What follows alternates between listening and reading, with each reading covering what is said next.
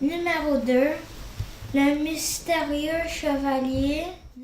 C'est l'heure du cours de français pour Max et sa maman, Josée Boutin. Chaque jour, le duo se lève aux petites heures du matin pour étudier. À 9 ans, Max en est à sa 3e année d'école à la maison. Max, à 6 ans, nous a demandé, dans ses mots d'enfant, comme je disais, qu'il voulait faire l'école d'une façon que je ne comprenais pas. Donc, il voulait vraiment faire l'école l'avant-midi et l'après-midi, lui, il avait beaucoup de projets. 9 plus 9, ça fait 18. Après avoir fait des recherches et parlé à des membres de leur famille qui faisaient déjà l'école à la maison, Josée et son conjoint ont décidé de tenter l'expérience.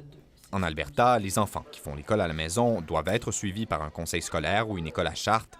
Josée a arrêté son choix sur le conseil scolaire Franco-Sud.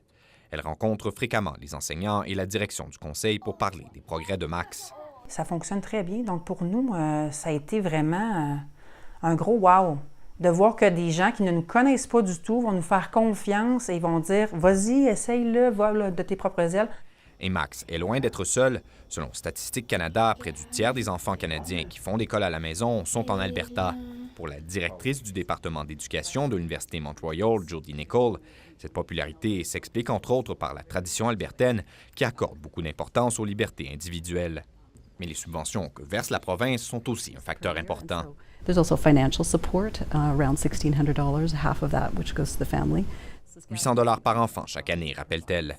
L'Alberta et la Saskatchewan sont les seules provinces à soutenir financièrement les familles. L'école à la maison, en particulier en Alberta, est souvent décrite comme une histoire de religion.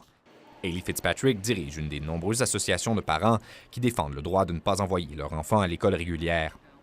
Other families, their children have multiple medical conditions and they were missing a lot of school. Selon elle, il y a de multiples raisons de ne pas fréquenter l'école régulière. Certains enfants ont des problèmes de santé et doivent souvent s'absenter des cours, alors que certains parents ont des horaires atypiques qui les empêchent de voir leurs enfants. Mais pour Josée Boutin, la décision doit d'abord venir des enfants. J'ai plus connu vraiment des gens qui, pour eux, l'école à la maison était quelque chose qui allait avec les valeurs de leur enfant plus que les valeurs à eux. Une autonomie que Max entend continuer à explorer. Ici François Joly, Radio-Canada, Calgary.